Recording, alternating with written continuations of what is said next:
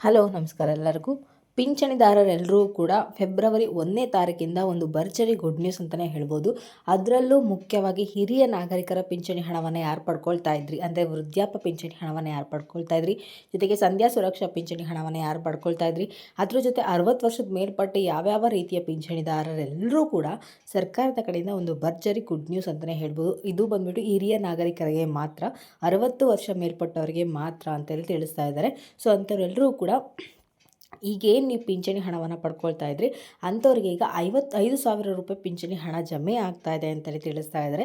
So February 1ನೇ ತಾರೀಕಿಂದ ಏನು ಭರ್ಜರಿ ಗುಡ್ ನ್ಯೂಸ್ ಇದೆ, ಪ್ರತಿಯೊಂದನ್ನು ಕೂಡ ನಾನು ಇವತ್ತಿನ ವೀಡಿಯೋದಲ್ಲಿ ತಿಳಿಸ್ಕೊಡ್ತೀನಿ. ಈಗಾಗಲೇ ಎಲ್ಲರೂ ಕೂಡ ಕಾಯ್ತಾ ಇದ್ರಿ ನಮಗೆ ಯಾವಾಗ ಪಿಂಚಣಿ ಹಣ ಹೆಚ್ಚಳ ಆಗತ್ತೆ ಅಂತೇಳಿ.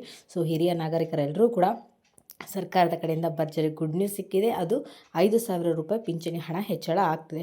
ಸೊ ಇದ್ರ ಬಗ್ಗೆ ಸಂಪೂರ್ಣ ಮಾಹಿತಿ ನಾನು ತಿಳಿಸ್ಕೊಡ್ತೀನಿ ಇವತ್ತಿನ ವೀಡಿಯೋದಲ್ಲಿ. ಆ್ಯಂಡ್ ಇವತ್ತಿನ ವೀಡಿಯೋ ಬಂದುಬಿಟ್ಟು ತುಂಬಾ ಇಂಟ್ರೆಸ್ಟಿಂಗ್ ಆಗಿರೋದ್ರಿಂದ ಮಧ್ಯದಲ್ಲೂ ಸ್ಕಿಪ್ ಮಾಡಬೇಡಿ, ಫ್ರಮ್ ಬಿಗಿನಿಂಗಿಂದ ಎಂಡ್ವರೆಗೂ ವಾಚ್ ಮಾಡಿ, ನಿಮಗೆ ಪೂರ್ತಿಯಾಗಿ ಇನ್ಫಾರ್ಮೇಷನ್ ಗೊತ್ತಾಗುತ್ತೆ. ಹಾಗೆ ಹೊಸದಾಗಿ ಯಾರೆಲ್ಲ ನನ್ನ ಚಾನಲ್ಗೆ ವಿಸಿಟ್ ಮಾಡ್ತಾ ಇದ್ದೀರಾ ದಯವಿಟ್ಟು ನನ್ನ ಚಾನಲ್ಗೆ ಸಬ್ಸ್ಕ್ರೈಬ್ ಆಗೋದನ್ನು ಮರಿಬೇಡಿ. ಹಾಗೆ ತಪ್ಪದೆ ಈ ಒಂದು ವೀಡಿಯೋಗೆ ಲೈಕ್ ಮಾಡಿ, ಶೇರ್ ಮಾಡಿ, ಕಮೆಂಟ್ ಮಾಡಿ. ಏನು ತಡ ಮಾಡದೆ ವೀಡಿಯೋನ ಶುರು ಮಾಡೋಣ. ಕೇಂದ್ರ ಸರ್ಕಾರದಿಂದ ಯೂನಿಯನ್ ಬಜೆಟ್ ಘೋಷಣೆ ಆಗ್ತಾ ಇದೆ. ಸೊ ಅದೆಲ್ಲರೂ ಕೂಡ ಗೊತ್ತು, ಕಳೆದ 2-3 ವೀಡಿಯೋಗಳಲ್ಲೂ ಕೂಡ ತಿಳಿಸಿದ್ದೆ. ಫೆಬ್ರವರಿ 1ನೇ ತಾರೀಕಿಂದ ಯೂನಿಯನ್ ಬಜೆಟ್ ಘೋಷಣೆ ಸ್ಟಾರ್ಟ್ ಆಗುತ್ತೆ. ಸೊ ಅದಾದ ಬಳಿಕ ಮಾರ್ಚಲ್ಲಿ ಕೂಡ ಒಂದು ಮೀಟಿಂಗ್ ನಡೆಯುತ್ತೆ. ಫೈನಲ್ ರಿಸಲ್ಟ್ ಬಂದುಬಿಟ್ಟು ಏಪ್ರಿಲಲ್ಲಿ ನಿಮಗೆ ತಿಳಿಸ್ತಾರೆ, ಅಂದರೆ ಯಾರ್ಯಾರಿಗೆ ಎಷ್ಟು ಹೆಚ್ಚಳ ಆಗ್ತಿದೆ, ಏನು ವಿಚಾರಗಳಾಗ್ತಿದೆ ಅಂತೇಳಿ. ಸೊ ಈಗ ಸರ್ಕಾರ ತಲೆಯಲ್ಲಿ ಬಂದಿರೋಂಥದ್ದು ಏನಪ್ಪ ಅಂದರೆ, ಹಿರಿಯ ನಾಗರಿಕರು ಯಾರಿದ್ದಾರೆ, ಅಂದರೆ 60 ವರ್ಷದ ಮೇಲ್ಪಟ್ಟವ್ರು ಯಾರಿದ್ದಾರೆ, ಅಜ್ಜಿಯರೆಲ್ಲರೂ ಕೂಡ ಇಲ್ಲಿ ಸರ್ಕಾರದವರು ಒಂದು ಭರ್ಜರಿ ಗುಡ್ ನ್ಯೂಸನ್ನು ಕೊಡ್ತಾ ಇದ್ದಾರೆ, ಅದರಲ್ಲೂ ಕೇಂದ್ರ ಸರ್ಕಾರದವರು. ಸೊ ಈಗಾಗಲೇ ಸಾಕಷ್ಟು ದಿನಗಳಿಂದನೂ ಕೂಡ ಹೆಚ್ಚಳ ಮಾಡಬೇಕು ಅಂತ ಅಂದ್ಕೊಳ್ತಾನೆ ಇದ್ದರು.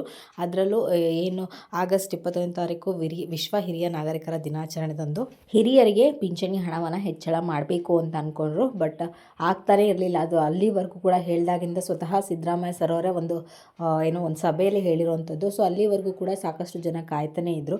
ಪ್ರತಿ ವಿಡಿಯೋಗಳಲ್ಲೂ ಕೂಡ ನಾವು ಕೂಡ ತಿಳಿಸ್ತಾ ಇದ್ವಿ, ಈ ತಿಂಗಳು ಜಮೆ ಆಗುತ್ತೆ, ಮುಂದಿನ ತಿಂಗಳು ಜಮೆ ಆಗುತ್ತೆ ಅಂತೇಳಿ. ಸೊ ಆ ಒಂದು ಮಾತಿನ ಪ್ರಕಾರ ಅವರು ಕೂಡ ನಡ್ಕೊಳ್ತಾ ಇರಲಿಲ್ಲ. ಇಲ್ಲಿವರೆಗೂ ಕೂಡ ಪಿಂಚಣಿ ಹಣ ಹೆಚ್ಚಳ ಆಗ್ತಾ ಇರಲಿಲ್ಲ.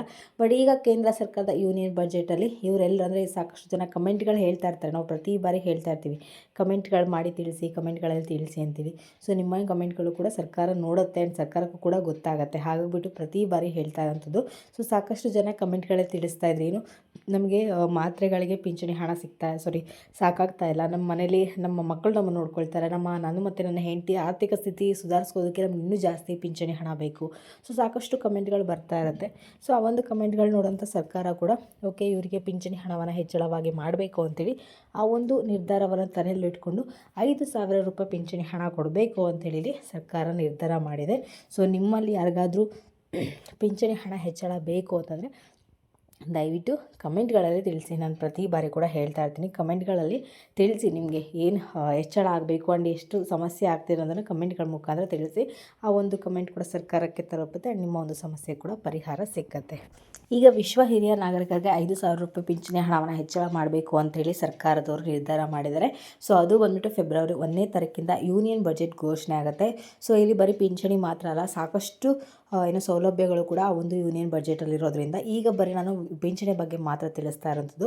ಇನ್ನೂ ಸಾಕಷ್ಟು ರೈತರಿಗಾಗಿರ್ಬೋದು, ಕೂಲಿ ಕಾರ್ಮಿಕರಿಗಾಗಿರ್ಬೋದು, ನೇಕಾರಿಗಾಗಿರ್ಬೋದು, ಸೊ ಎಲ್ಲ ರೀತಿಯ ಒಂದು ಜನರಿಗೂ ಕೂಡ ಇಲ್ಲಿ ಯೂನಿಯನ್ ಬಜೆಟ್ ಘೋಷಣೆಯಲ್ಲಿ ತುಂಬಾ ಬಂಪರ್ ಆಫರ್ಗಳಿದೆ.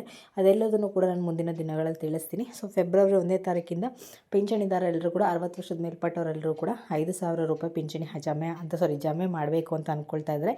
ಫೈನಲ್ ರಿಸಲ್ಟ್ ಬಂದ್ಬಿಟ್ಟು ಏಪ್ರಿಲಲ್ಲೇ ಸಿಗುತ್ತೆ. ಆ್ಯಂಡ್ ನಿಮ್ಮ ಮನೇಲಿ ಯಾರಾದರೂ ಅಜ್ಜಿ ಇರಿದ್ರೆ ಅಥವಾ ನಿಮಗೆ ಗೊತ್ತಿರೋಂಥವ್ರು ಯಾರಾದರೂ ಇದ್ದರೆ ದಯವಿಟ್ಟು ಅವರಿಗೆ ಈ ಒಂದು ವೀಡಿಯೋನ ಶೇರ್ ಮಾಡಿ, ಅವ್ರಿಗೆ ತುಂಬಾ ಹೆಲ್ಪ್ಫುಲ್ ಆಗುತ್ತೆ. ಆ್ಯಂಡ್ ಇದಿಷ್ಟು ಇವತ್ತಿನ ವೀಡಿಯೋ ಆಗಿರುತ್ತೆ. ನಿಮ್ಗೆ ಏನಾದರೂ ಇವತ್ತಿನ ವೀಡಿಯೋ ಇಷ್ಟ ಆಯಿತು ಅಂದರೆ ದಯವಿಟ್ಟು ನನ್ನ ಚಾನಲ್ಗೆ ಸಬ್ಸ್ಕ್ರೈಬ್ ಆಗೋದನ್ನು ಮರಿಬೇಡಿ. ಹಾಗೆ ತಪ್ಪದೇ ಒಂದು ವೀಡಿಯೋಗೆ ಲೈಕ್ ಮಾಡಿ, ಶೇರ್ ಮಾಡಿ, ಕಮೆಂಟ್ ಮಾಡಿ.